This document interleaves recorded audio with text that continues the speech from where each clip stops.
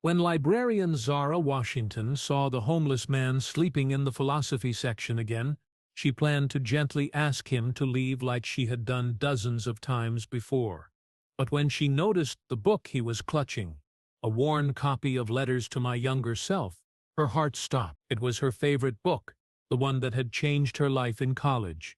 What she didn't know was that the man holding it wasn't just another reader. He was Marcus Caldwell, the author who had written those life-changing words, and his story would shatter everything she thought she knew about success, failure, and second chances. But to understand how a best-selling author ended up sleeping on library floors, and how a young librarian would become the key to his redemption, we need to start at the beginning. We need to understand what brought both Zara and Marcus to the Memphis Public Library on that cold February morning, and why a single book would bridge the gap between their two very different worlds. Zara Washington had been the head librarian at the Whitehaven branch of the Memphis Public Library for 3 years.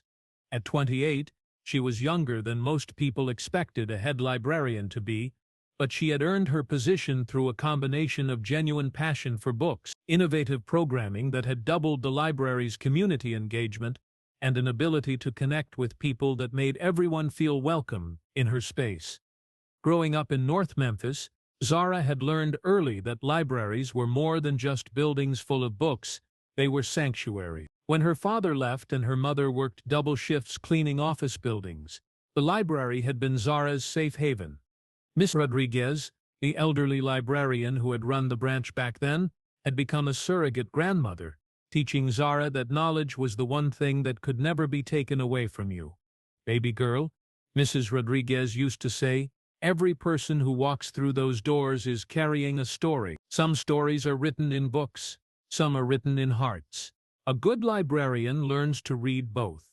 Those words had shaped Zara's approach to library work, and eventually they would guide her toward a discovery that would change two lives forever. The Whitehaven Library served one of Memphis's most diverse and economically challenged neighborhoods. Many of Zara's patrons were elderly residents who came for the free internet and social connection, students who needed a quiet place to study, and working parents who relied on the library's after-school programs. Zara had also noticed an increasing number of homeless individuals who used the library as a safe, warm place during the day. Unlike some librarians who saw homeless patrons as a problem to be managed, Zara saw them as people deserving of dignity and respect. She had created an informal policy of allowing people to stay as long as they were quiet and respectful, and she often kept a small supply of snacks and hygiene items behind the circulation desk for those who needed them. But it was Marcus Caldwell who had tested her compassion the most. For 6 months, the older black man had been coming to the library almost daily, spending hours reading in the philosophy and literature sections.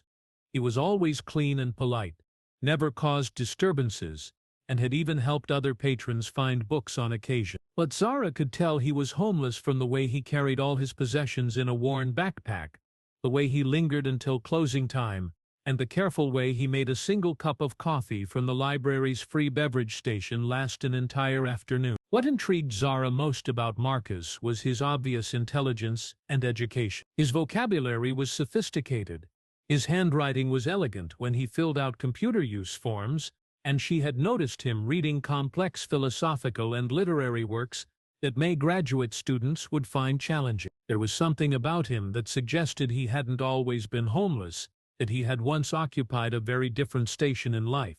The book that would change everything had first appeared in Zara's life during her sophomore year at Spelman College. She had been struggling with self-doubt, wondering if she belonged in college, questioning whether her dreams of making a difference in the world were realistic for a girl from North Memphis, whose mother cleaned office buildings and whose father had left when she was 12. Letters to My Younger Self by Marcus Caldwell had been assigned reading in her African American literature class, but it had become much more than a homework assignment. The book was a collection of essays written as letters to the author at different stages of his life, advice about navigating racism, finding purpose, maintaining hope in the face of adversity, and understanding that success wasn't just about achievement, but about impact. One passage in particular had resonated with Zara so deeply that she had memorized it.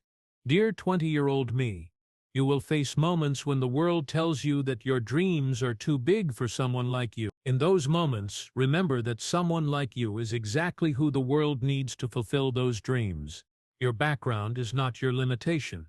It's your superpower. Those words had carried Zara through college, through graduate school, through the job search that had brought her back to Memphis with a mission to prove that libraries could be transformative forces in underserved communities. She kept a copy of Letters to My Younger Self in her desk drawer and had read it completely through at least a dozen times. Now, seeing that same book in the hands of the homeless man she had been quietly caring for, Zara felt a strange connection that she couldn't quite explain. Marcus Caldwell had fallen asleep in the philosophy section again, something that had become a regular occurrence during the cold winter months. Zara approached him with the same gentle consideration she always showed, planning to wake him quietly and suggest he move to one of the more comfortable chairs in the reading area. But as she got closer, she noticed the book in his hand. The cover was worn, the pages yellowed with age and use, but she recognized it immediately. Letters to My Younger Self, the book that had changed her life, now being held by a man whose life seemed to have taken every wrong turn possible. "Excuse me, sir," Zara said softly, touching Marcus's shoulder gently. "I'm sorry to wake you, but we can't have people sleeping in the stacks." Marcus opened his eyes slowly, looking disoriented for a moment before focusing on Zara's kind face. "I'm sorry," he said, sitting up and carefully marking his place in the book. "I didn't mean to fall asleep. I was just reading. And it's okay," Zara said, her eyes drawn to the book in his hands. "I see you're reading Marcus Caldwell. That's one of my favorite books." Marcus looked down at the book, then back at Zara with an expression she couldn't quite read. "Is it?" he said quietly. "What do you like about it?" Zara sat down on the floor beside him, abandoning the professional distance she usually maintained. "Everything," she said. "The way he writes about overcoming obstacles, about finding purpose even when the world tells you you're not supposed to succeed. That book got me through college."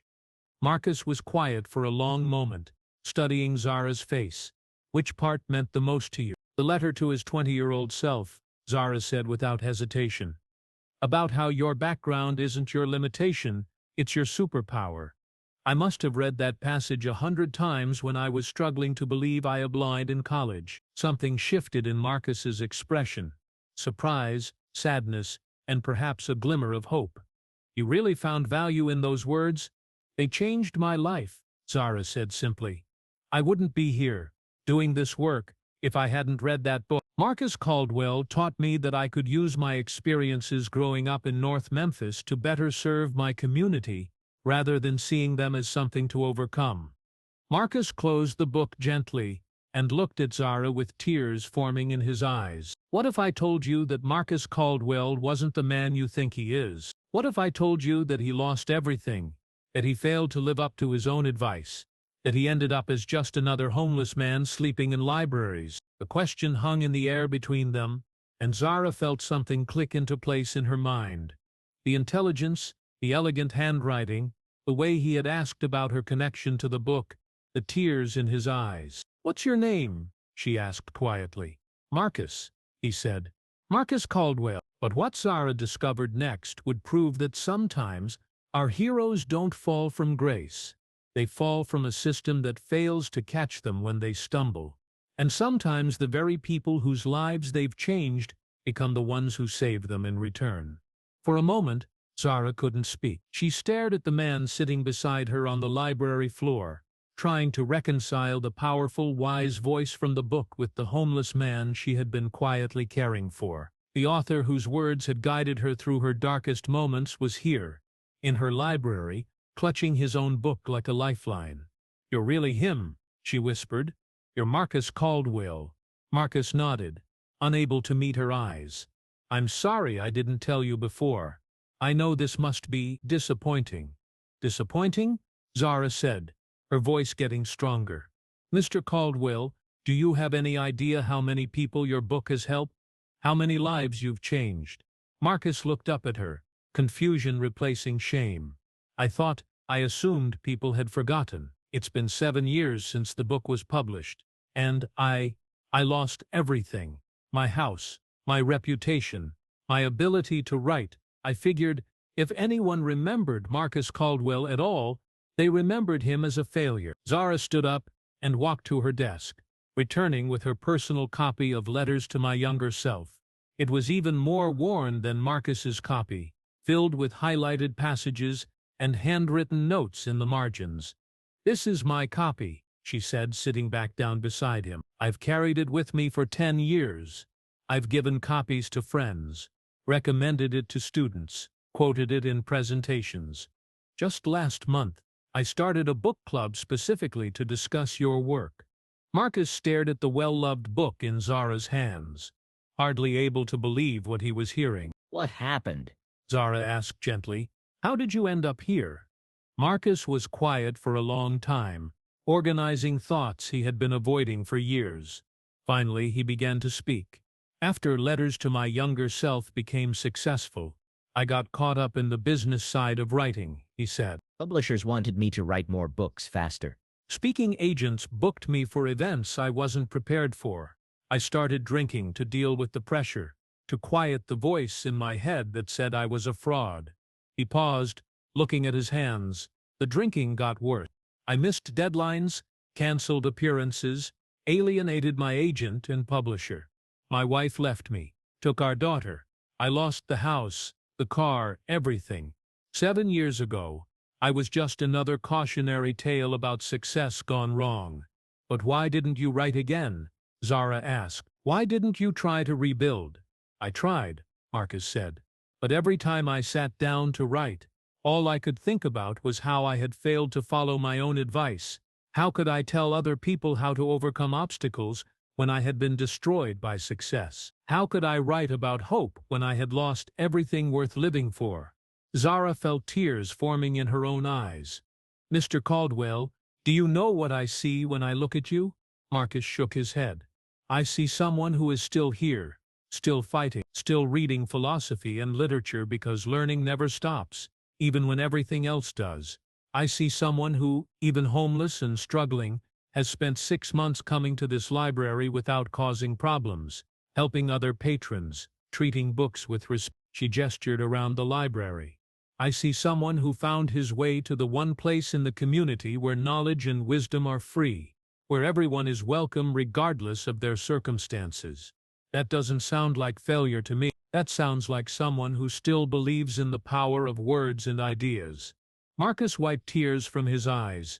"I've been coming here because it's the only place where I feel like myself anymore, surrounded by books, by the thoughts and dreams of people who believed in something bigger than their circumstances." "Mr. Caldwell," Zara said, "would you be willing to let me help you? Not because you're homeless, but because you're a writer whose work has meant something to people, and the world needs to hear from you again." Over the next several weeks, Zara and Marcus began meeting regularly at the library. She learned more about his story, and he learned about the impact his book had continued to have long after he thought it had been forgotten. Zara showed him emails from readers, social media posts quoting his work, and testimonials from people who had been inspired by Letters to My Younger Self. But as their friendship deepened, Zara also learned about the systemic failures that had contributed to Marcus's homelessness. The lack of mental health support for people struggling with addiction, the way success in the literary world could be intoxicating and isolating, the absence of safety nets for artists whose careers faltered. Marcus's story wasn't just about personal failure. It was about a society that builds people up without teaching them how to handle the fall. "There's a whole generation of readers who discovered your book in college and have been waiting for your next work," Zara told him during one of their afternoon conversations. "They don't care about your struggles with alcohol or your financial problems. They care about the wisdom that came from your experiences, and they care about the wisdom that can come from your struggles." Marcus had been resistant at first, convinced that his fall from grace had disqualified him from offering advice to others. But as he spent more time with Zara, as he saw the genuine respect and affection with which she treated him, he began to remember why he had started writing in the first place. "I never wrote to be successful," he told Zara one afternoon as they sat in the library's small conference room. "I wrote because I had learned things the hard way, and I thought maybe sharing those lessons could help other people avoid some of the pain. So what have you learned since then? Zara asked. What would you tell your younger self now, knowing what you know about success and failure? Marcus was quiet for a long time. Then he reached for a piece of paper and began to write. Dear 30-year-old me, he wrote, success is not a permanent state. It's a moment in time that tests your character just as much as failure does. When the world tells you you're special, remember that you're still human. When you have a platform, use it wisely.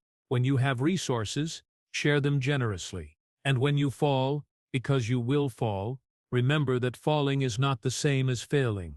Failing is staying down. Getting back up is just another form of success. Zara read the words and felt the same sense of recognition she had experienced when she first discovered Letters to My Younger Self 10 years earlier. This is it, she said. This is what people need to hear. Not the voice of someone who has all the answers, but the voice of someone who has lived through both triumph and tragedy and found wisdom in both. With Zara's encouragement and support, Marcus began writing again. Not about success or achievement, but about resilience, redemption, and the long journey back from rock bottom. Zara helped him set up a computer account at the library, gave him a quiet space to work, and served as his first reader and editor. The new book, Letters from the Bottom, A Writer's Journey Back to Hope, was a raw, honest account of Marcus's fall from literary success to homelessness and his slow climb back to purpose and meaning. But more than a memoir, it was a guide for anyone who had ever felt like their mistakes had disqualified them from redemption. Zara used her connections in the literary community to help Marcus find an agent willing to represent the book. When publishers expressed interest, she advocated for him, helping him navigate contracts and negotiations with the wisdom of someone who genuinely cared about his well-being rather than just his commercial potential. But there's something else you need to know about this story. Something that proves, when you extend kindness to someone society has written off, the impact goes far beyond what you can imagine. Because Zara's compassion didn't just save Marcus's life, it launched a movement that would change how libraries across the country serve their most vulnerable patrons. Letters from the Bottom was published 18 months after that first conversation in the philosophy section. The book became a bestseller, not just because of Marcus's powerful story, but because of the foreword he asked Zara to write about the role libraries play in providing dignity and hope to people experiencing homelessness. Zara's essay about creating inclusive spaces in libraries sparked a national conversation about how public institutions can better serve vulnerable populations. She was invited to speak at library conferences, consulted with cities about homeless services, and eventually wrote her own book about the transformative power of treating every person with dignity and respect. Marcus used his renewed platform not just to promote his book but to advocate for homeless services, addiction recovery programs, and literacy initiatives. He established a foundation that provides writing workshops and computer access to people experiencing homelessness, proving that the path back to stability often begins with the opportunity to tell your own story. The Whitehaven branch of the Memphis Public Library became a model for inclusive service, with other libraries adopting Zara's approaches to serving homeless patrons with dignity. The philosophy section where Marcus used to sleep now houses a small plaque in honor of all the stories waiting to be told and all the readers waiting to discover them. Today, Marcus Caldwell has a small apartment near the library and continues to write. His third book, The Librarian Who Saved My Life, tells the story of how one person's kindness can change the trajectory of another person's entire existence. In it he writes, Zara didn't just give me a place to read, she gave me back my voice. She didn't just treat me with dignity, she reminded me that I was still worthy of dignity. Zara Washington is now the Director of Community Outreach for the Memphis Public Library System, overseeing programs that serve the city's most vulnerable residents. She still keeps both copies of Letters to My Younger Self, Marcus's original worn copy and her own highlighted version, in her office as reminders that everyone has a story worth hearing and everyone deserves a chance to write their next chapter. Sometimes the most powerful transformations happen not through grand gestures or dramatic interventions, but through simple acts of human kindness. Sometimes the person sleeping in the library stacks isn't just someone who needs help, they're someone who has help to give, wisdom to share, and stories that can change the world. And sometimes the heroes we admire from a distance are closer than we think, waiting not for recognition but for someone to see them as human beings worthy of dignity, respect, and second chances. This story is dedicated to every librarian who sees patrons as people rather than problems, to every person who has ever fallen from grace and found the courage to get back up, and to everyone who believes that the power of words and kindness can transform lives in ways we never imagined.